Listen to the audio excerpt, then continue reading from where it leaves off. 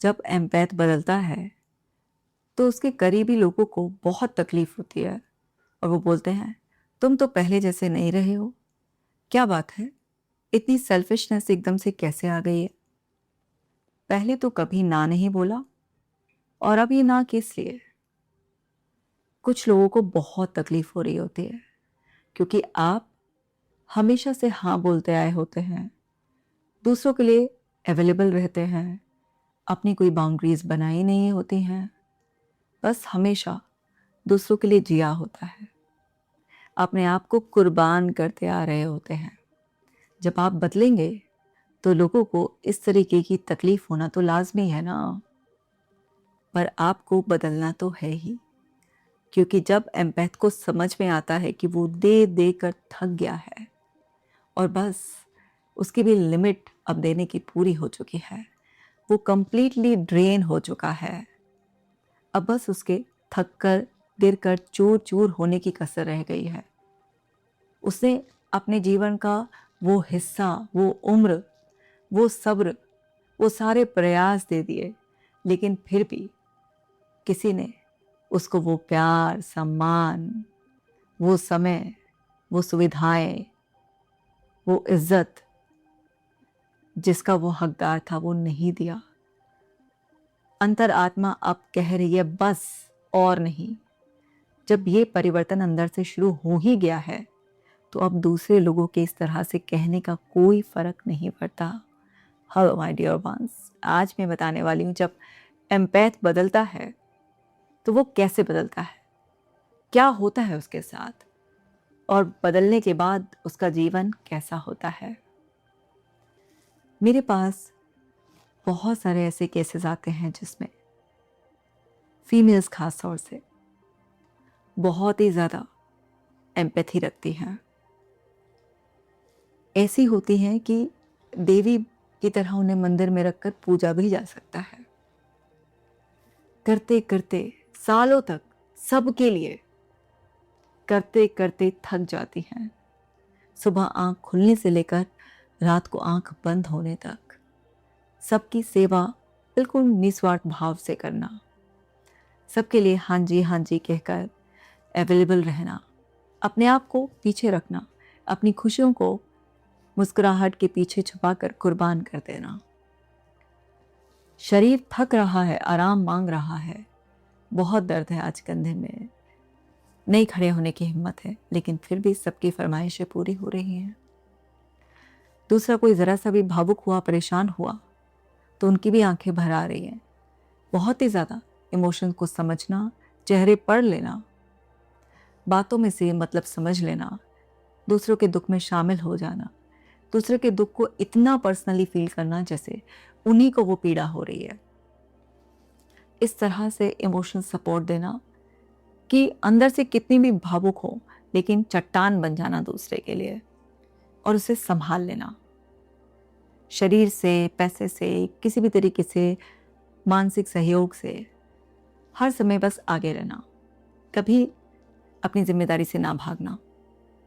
इतना करते करते भी जब जिन लोगों के लिए इतना कर रही हैं उनसे ही मान सम्मान प्यार नहीं मिलता है और एक वक्त ऐसा आता है कि वो अकेली रह जाती हैं और तिल तिल कर कर जब जिंदगी छूट रही होती है ना, समझ तब भी आ रहा होता है कि मैं अपने लिए नहीं जी रही हूँ या मैं अपने लिए नहीं जी रहा हूँ। मैंने तो अपनी जिंदगी दूसरों पर नछावर कर दी है, दूसरों से प्यार मिले, थोड़ा सम्मान मिले, है ना, कुछ नहीं मिल पा रहा है और अपनी खुशी को कुर्बान करते करते दूसरों को खुशी से भरते भरते भी मुझे टेकन फॉर ग्रांटेड लिया जा रहा है। तभी भी समझ में आ रहा होता है, लेकिन वो देने की इतनी नेचर होती है ना, गिविंग, करना है और थोड़ा, नहीं ज़रूरी है, मेरी जिम्मेदारी है। संस्कारों के बोझ तले भी कई बार एम्पैथ बहुत दबा हुआ होता है, उसकी कंडीशनिंग ऐसे कर दी जाती है कि उसको ओवर रिस्पॉन्सिबल और उसे गिवर बना दिया जाता है और उसके अंदर कि पेशेंस रखो, थोड़ा सहो, सहने वाला इंसान ऐसा बना दिया जाता है जैसे वो देवी देवता हो, कि अगर वो सह रहा है, वो चुप है, कुछ गलत होने के बावजूद भी अगर वो किसी के साथ भलाई कर रहा है तो वो कितना ही महान इंसान का खिताब हासिल कर लेगा। इस तरह की कंडीशनिंग की वजह से वो पर्सन देता जाता है, तिल तिल करके खाली होता चला जाता है, पर तिल तिल करके खाली होने के प्रोसेस में भी वो जो अंदर कुछ रहता है ना, उससे वो चलता जाता है। जैसे एक पेन है आपने नया खरीदा, तो उसकी एक इंक की लिमिट आएगी। अब आप उस पेन को इस्तेमाल करना शुरू करेंगे तो तिल तिल करके वो खाली हो रहा है, लेकिन अभी भी क्योंकि उसके अंदर इंक है तो वो चलता जाएगा चलता जाएगा चलता जाएगा। जब वो सारी ही इंक खत्म हो जाएगी तब जाकर वो चलना बंद होगा। तो ऐसे ही इन एम्पैथ के साथ होता है। ये इतना देते हैं, इतना देते हैं, देते हैं, और इसी चक्कर में इनकी एक अच्छी खासी उम्र, समय निकल जाता है और फिर इन्हें समझ में आता है कि बस मेरे हिस्से में देना ही है, मुझे मिल ही नहीं रहा है। इनको भी ज़रूरत महसूस होने लगती है कि मुझे भी एक्नॉलेज किया जाए, मैं भी हूँ, मैं भी जिंदा हूँ, भाई मेरे लिए भी तो करो। पर ज़बान से नहीं कह पाते हैं, रोएंगे। इतने सालों में जितना अपने अंदर दबाया होता है, अपनी ख्वाहिशों को मारा होता है, अपने सपनों को कुर्बान किया होता है, अपने आपको पीछे रखा होता है, वो सब फिर उमड़ उमड़ कर, क्योंकि जो भी चीज़ आप दबाते हैं वो अंदर कहीं जाती नहीं है, वो इकट्ठा होती रहती है बस। फिर वो सब कुछ उमड़ उमड़ कर आता है, क्योंकि जो भी आप दबाएंगे तो वो कई गुना होकर आपके ऊपर हावी होगा एक दिन। और फिर मिडिल एज क्राइसिस इनके लाइफ में आते हैं। फिर वहाँ पर जाकर इनको रियलाइजेशन होता है। वो रियलाइजेशन इतना तगड़ा होता है और इतना पेनफुल होता है, तोड़ने वाला होता है कि आंखों से आंसू बहते हैं और अंतर आत्मा उस टाइम पर बुझी भी होती है और अंदर से बहुत ज़्यादा तकलीफ़ हो रही होती है और एक पछतावा होता है, एक गुस्सा होता है अपने ऊपर कि क्यों किया इतना, क्यों किया। ऐसा लगता है कि अब ज़िंदगी निकल गई है, अब क्या अपने लिए जिया जाएगा। और वो आदत भी पड़ गई होती है सबके लिए करने की और सबकी गुड बुक्स में रहने की। तो वो आदत भी हावी होती है कि अभी भी समझ में आने के बावजूद भी कि दूसरों की चालाकी, या अब मेरे अंदर बिल्कुल भी कुछ बचा नहीं है, बस मुझे नहीं करना है। लेकिन वो पुरानी आदत कभी कभी हावी जाती है, फिर बीच में ना चाहते हुए भी फिर से वैसे ही जुट जाएंगे, फिर वैसे ही सब पुराने रवैये पे आ जाएंगे। तो जब फर्स्ट फेज आता है ना इनका रियलाइजेशन वाला, तो उसमें ये क्या करते हैं, पीछे पीछे भी पलटी मारते हैं, अपने पुराने पैटर्न की तरफ भी जाते हैं।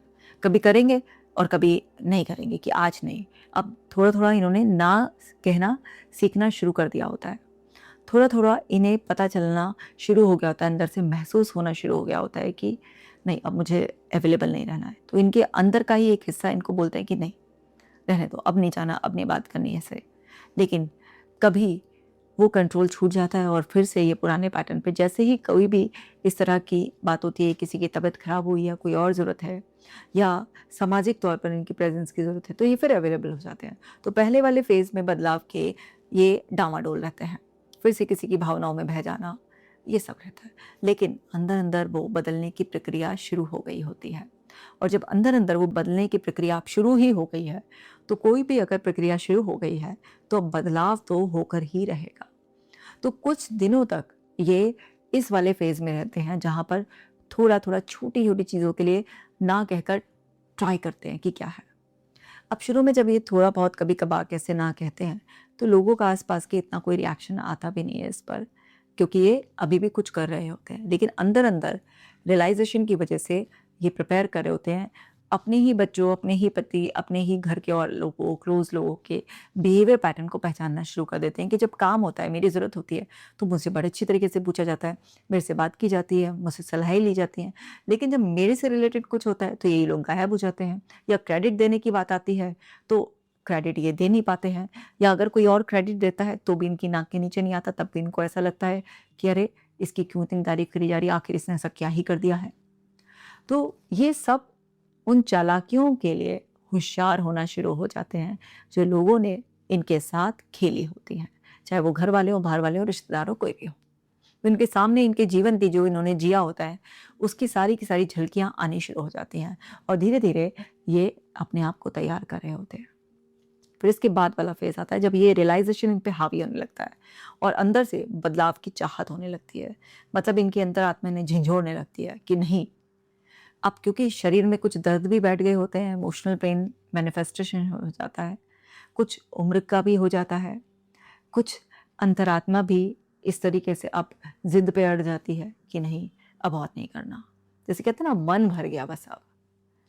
तो वो रियलाइजेशन इन पर जब हावी होता है तो फिर इन्हें ये समझ में आता है कि अब जितनी बची हुई ज़िंदगी है ये तो जी ले अपने लिए, नहीं तो ये भी करते करते निकल जाएगी और तेरे हाथ में कुछ भी नहीं आएगा और तू एक दिन दीवार पर तस्वीर में टंगा पाएगा या टंगी भी मिलेगी और जिसे जो कहना है वो नाम देंगे, पर तेरी ज़िंदगी छूट जाएगी।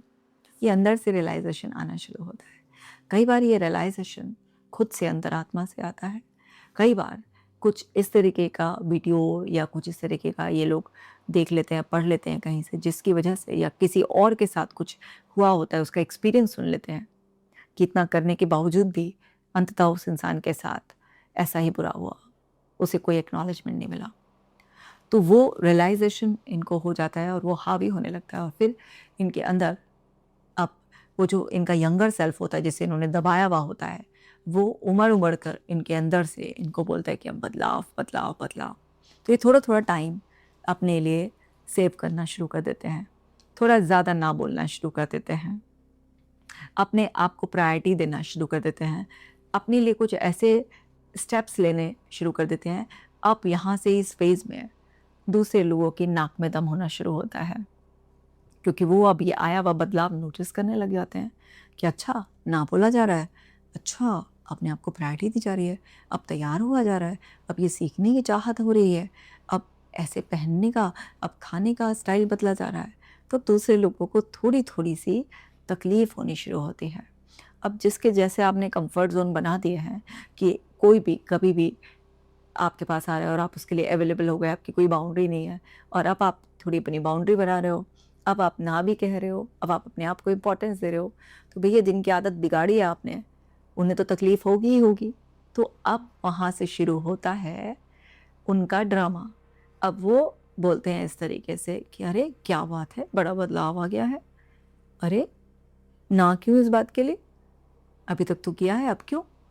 मतलब वो इस तरीके से जो है ना कुछ पिंचिंग जो चुभ जाए, क्योंकि एम्पैथ तो वैसे ही बहुत इमोशनल इंटेंसिटी हाई होती है। तो कुछ ऐसे, जैसे मैं आपको एग्जांपल देती हूँ, मेरी क्लाइंट थी, तो उन्हें 55 की एज में रियलाइज़ हुआ कि भाई मैंने अपनी ज़िंदगी जी नहीं है।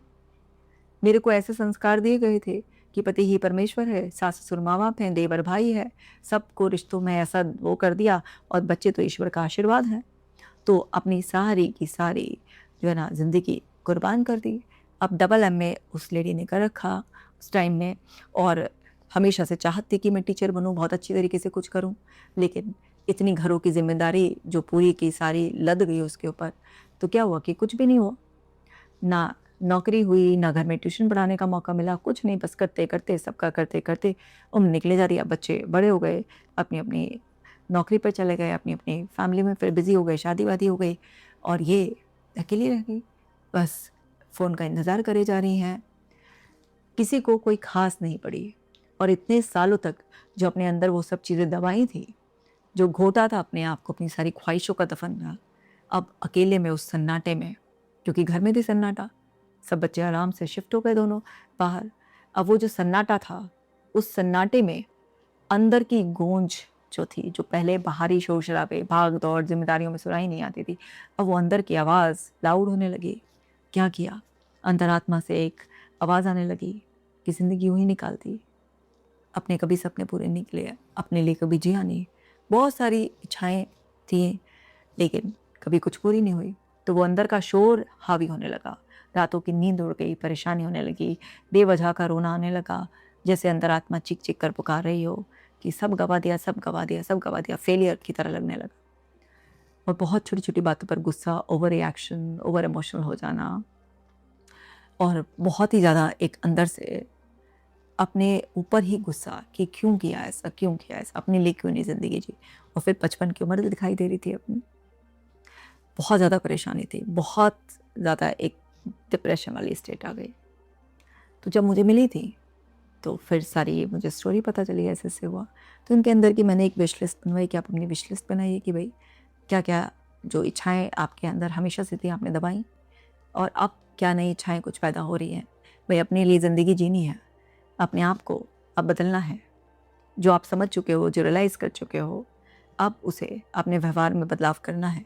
तो आपके पास ये तो पता होना चाहिए ना कि आपको कैसे सुकून मिलेगा, आपको कैसे पता चलेगा कि जितनी भी ज़िंदगी ईश्वर ने भी आपको दे रखी है उसे आप पूरी की पूरी खुशी के साथ पूरे शानदार तरीके से आप जिए। तो डरते डरते वो लिस्ट बनाई। तो फिर वो लिस्ट बनाई तो उसमें बहुत सारी ऐसी चीज़ें थी, जैसे उनकी इच्छा थी कि वो टैटू कराएं अपने हाथ पर, उनकी इच्छा थी कि वो स्कर्ट पहने, उनकी इच्छा थी कि वो भी हेयर कटिंग कराएं, उनके बिल्कुल घुटने जितने लंबे बाल थे, उनका ये था कि उन्हें भी शोल्डर कट रखने हैं। तो कुछ इस तरीके की और भी इच्छा थी कि वो एक बार अकेले घूमने जाएं। इस तरह से उनकी काफ़ी सारी कुछ ऐसी इच्छाएं थी जो कि जब उन्होंने अपने घर वालों के सामने बताई कि उनकी ये इच्छा है, तो घर वालों का रिएक्शन जो हस्बैंड का सबसे पहले आया, ओहो बूढ़ी गोड़ी लाल लगाओ। बहुत हर्ट हुआ उन्हें, बहुत हर्ट हुआ ये डायलॉग उन्हें।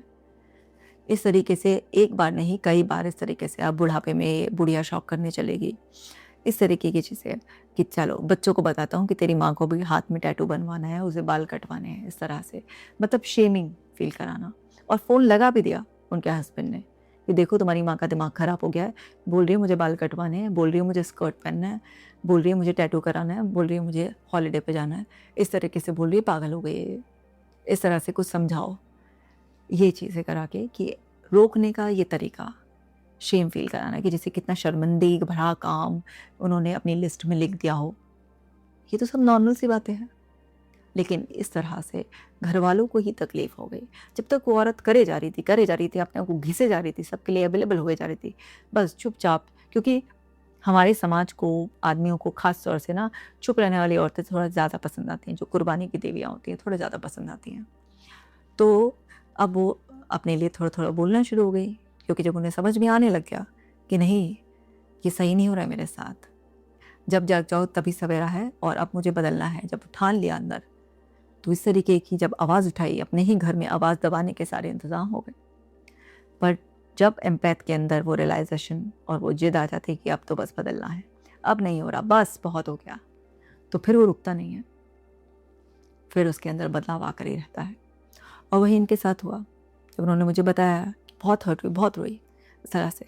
जब बताया कि ये तो आपको फेस करना ही पड़ेगा, ये वाला फेज़ तो आएगा ही बदलाव में, आपको इसे नज़रअंदाज करना पड़ेगा और धीरे-धीरे शालीनता से जवाब देना सीखना पड़ेगा। और आप वही करेंगी जो आपका दिल अब चाहता है, क्योंकि आप सही चाह रही हैं। अगर कहीं पर भी मॉरली कुछ गलत चाहत होती है, कुछ होती, तो मैं आपको गाइड करती। पर ये सब चीज़ें आपके अंदर की अगर चाहत है, आपको पूरा अधिकार है अपनी लाइफ को इस तरीके से एंजॉय करने का। अब क्योंकि मोस्टली अगर हम फीमेल्स की बात करें, तो जो इस तरह से एक टारगेट बन जाती हैं, तो मोस्टली उनमें कई बार ऐसी होती है जो फाइनेंशियली डिपेंडेंट होती हैं फैमिली पर। तो कई बार ऐसा भी देखा गया है कि जब एम्पैथ बदलाव में होता है, तो फैमिली फाइनेंशियली सपोर्ट नहीं करती है। तो सबके हालात अलग-अलग हो सकते हैं और बहुत सारे ऐसे भी होते हैं जो इंडिपेंडेंट होते हैं फाइनेंशियली, तो उनके लिए कंपैरेटिवली ईज़ी होता है अपने आप को इस ट्रांसफॉर्मेशन फेज़ में सपोर्ट करना। तो इस तरह से जब इन्होंने बदलाव के लिए वो सब चीज़ें करी, तो शुरुआत में लोगों को बड़ा हुआ। सेकंड फेज़ में जब थोड़ा-सा आप उस बदलाव को इस तरह से अपने बिहेवियर में रिफ्लेक्ट करने लगते हैं, तो लोग आपको रोकने की कोशिश करते हैं कि कहाँ भई, कैसे बदल रहे हो अब तुम? कैसे बदल सकते हो?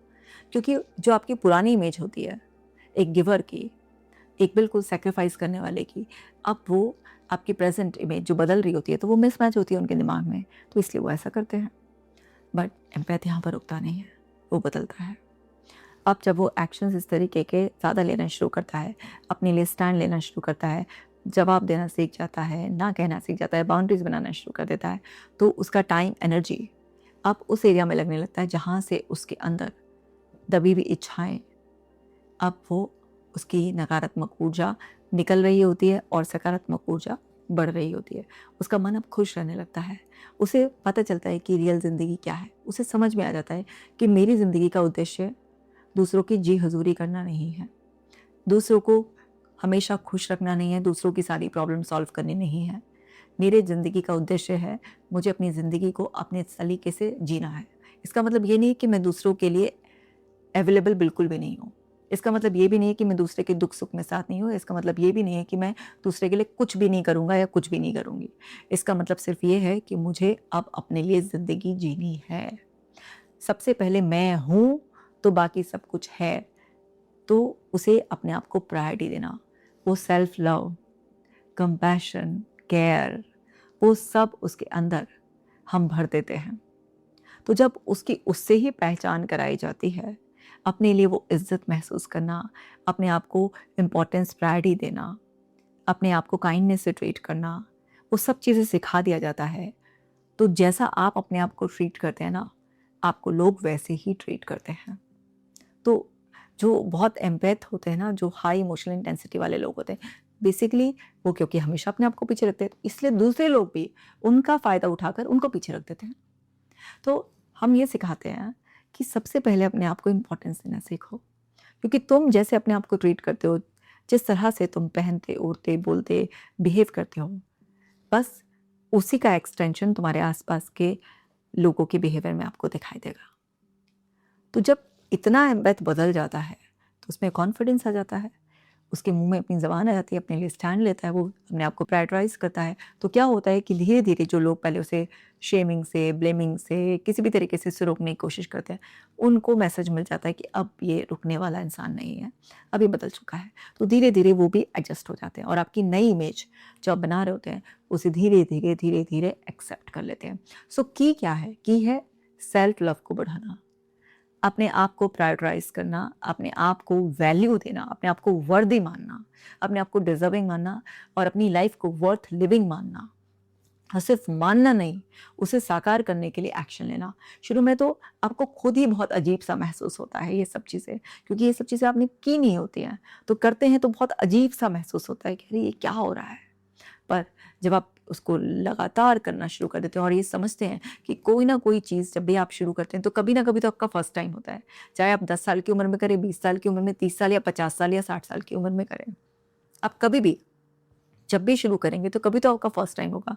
तो क्या हो गया, आप 55 की उम्र में, 60 की उम्र में, 70 की उम्र में आप पहली बार कर रहे हैं या आप 40 की उम्र में करें, क्या ही फ़र्क पड़ जाएगा उस चीज़ से।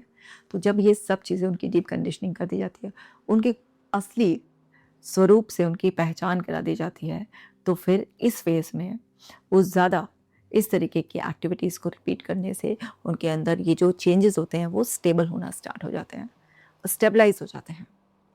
और फिर उनको लोगों की चालाकियाँ, मैनिपुलेशन, वो कौन उन्हें यूज़ कर रहा है, कौन उनका सच्चा साथी है, वो सब उन्हें रियलाइज़ होना स्टार्ट हो जाता है। तो अब वो पहले जो फेक रिस्पॉन्सेज़ पर भी अपने आप को न्यौछावर कर देते थे, वो ज़रा-सा किसी का लंबा-सा फेस देखा, किसी ने ज़रा-सी मीठे 2 बोल बोले, ज़रा-सा भी इमोशनल होके कुछ हेल्प लेनी चाही, तो कभी उसे पैसे दे दिए, कभी उसके लिए अवेलेबल हो गए, बिल्कुल नौकरों की तरह जुट गए। वो सब चीज़ें अब वो पैटर्न पहचानने लगते हैं। और वो सिर्फ़ चूज़ करते हैं जेन्युइन जो भी लोग होते हैं या कहीं पर उनकी जेन्युइनली नीड होती है, केवल उसी को एड्रेस करते हैं और वो भी अपने आप को एग्ज़ॉस्ट किए बिना। अब इतना बदलाव लोगों के लिए शॉकिंग होता है, बट वो उनका जो सारा डिस्कम्फ़र्ट था, जो सब कुछ उनके अंदर उधेड़-पुन चल रही थी, वो सब ख़त्म हो जाती है और फिर भले ही बहुत साल बाद होश आया हो ज़िंदगी जीने का, बट फिर वो ज़िंदगी जीने का अल्टीमेट मज़ा होता है।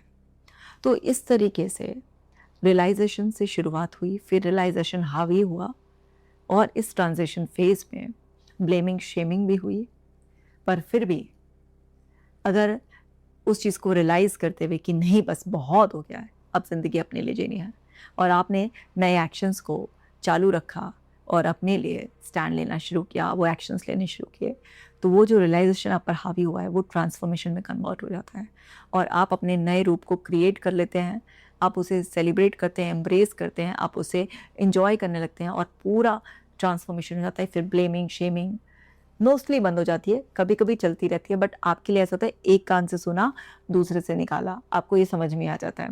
आप फेक लोगों के पैटर्न्स को पकड़ने लगते हैं और केयर फ्री होकर, बिंदास होकर, बोल्ड होकर अपने मुँह में ज़बान से आप ज़बान को अपना हथियार बना लेते हैं और फिर आप जो है ना अच्छी तरीके से अपनी ज़िंदगी को जीते हैं। तो इस तरीके से एम्पैथ बदलता है।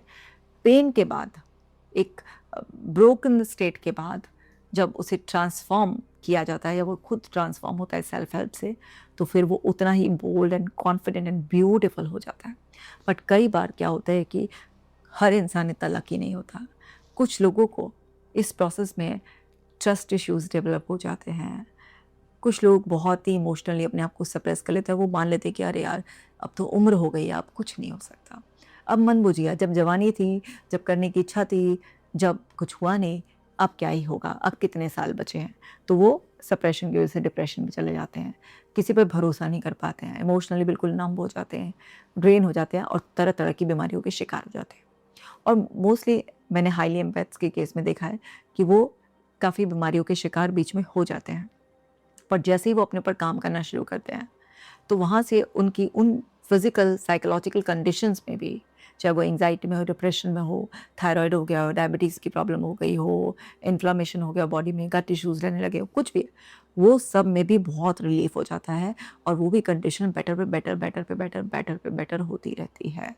बहुत ज़्यादा। मेरे पास एक सज्जन आए थे जिनको 9 साल से आईबीएस का इश्यू था और वो ऐसे ही एम्पैथ थे और उनके घर में उनकी कोई ख़ास कदर नहीं थी और पूरी ज़िंदगी इन्होंने अपने आप को मतलब घिस डाला परिवार के लिए, लेकिन कभी फैमिली ने कोई वैल्यू नहीं थी और बहुत ही ओवर इमोशनल सबके वो फील करने वाले और इतना ज़्यादा लंबे समय से क्रॉनिक स्ट्रेस की वजह से, अपने आप को दबाने की वजह से उनको एंग्जाइटी, आईबीएस ये सब इश्यूज़ हो गए थे। जब उनको मैंने जीना सिखाया तो वापस से जब उनके अंदर की पूरी केमिस्ट्री रीसेट हुई, जो 9 इयर्स का आईबीएस कहीं पर भी किसी भी तरीके से ठीक नहीं हो रहा था, वो ऐसे गायब हो गया। कहावत है ना, गधे के सर से सींग गायब हो जाते हैं, बिल्कुल ऐसे गायब हो गया। इतना ज़्यादा मतलब चेंज हो जाता है, पूरा ट्रांसफॉर्मेशन हो जाता है और इंसान अपने लिए जीता है, हंसता है, मुस्कुराता है। और कई बार ये जो ट्रांसफॉर्मेशन होता है ना, वो आपके जो पुराने सारे आपके अंदर से था उसको ऐसे 1 सेकंड में बिल्कुल ख़त्म कर देता है। मतलब आपको अपने अतीत की याद ही नहीं आती है। कुछ लोगों को थोड़ी-थोड़ी याद आती है, उनको लगता है क्या बेवकूफ़ी से जिए थे, तो थोड़ा बहुत कभी याद करते हैं, थोड़ा बहुत रो भी देते हैं कभी-कभी, लेकिन कुछ ख़ास फ़र्क नहीं पड़ता। तो ये पर्सन टू पर्सन डिपेंड करता है कि उसके अंदर कितनी रेज़िलेंस पावर है, कितना उसने अपने ऊपर काम किया है, कितना अब वो अपनी ज़िंदगी को उसी तरीके से लगातार कंटिन्यूएशन में जी रहा है। पर यस, जब एम्पैथ बदल जाता है, तो सब कुछ उसकी दुनिया में बदल जाता है। वो बेहद खुशहाल हो जाता है, लेकिन जो लोग उस पर डिपेंडेंट हो जाते हैं, गलत तरीके से ना उसका एडवांटेज लेने के लिए, उनको ज़रूर मिर्ची लगती है। तो मेरा ये कहना है कि तुम्हें मीठा होने के लिए, तुम्हें अपनी ज़िंदगी जीने के लिए अगर 2, 4, 5, 10 लोगों को मिर्ची भी खिलानी पड़ जाए, तो खिला देना। पर तुम डिज़र्व करते हो। तुम इस प्लेनेट पे सबसे ज़्यादा इम्पोर्टेंट पर्सन हो। तुम यहाँ पर किसी को प्लीज़ करने, किसी की जी हज़ूरी करने के लिए नहीं आए हो। तुम यहाँ पर अपनी ज़िंदगी खुशी के साथ जीने के लिए आए हो। बहुत कर लिया बस, करते-करते थक गए हो ना? रिलैक्स, रिलैक्स हो जाओ, रिलैक्स हो जाओ। तुम भी ईश्वर की वही प्यारी रचना हो जिसको हँसते, मुस्कुराते, खुशी के साथ खुद को इम्पोर्टेंस देते हुए ज़िंदगी जीने का अधिकार है। सो माय डियर एम्पैथ, अब अपने लिए जीना शुरू कर दो। ये वीडियो बाकी सब लोगों के साथ भी शेयर कर दो ताकि सबको बदलने के लिए हिम्मत आ जाए। मिलती हूँ आपसे नेक्स्ट वीडियो में। अपना खास ख्याल रखना।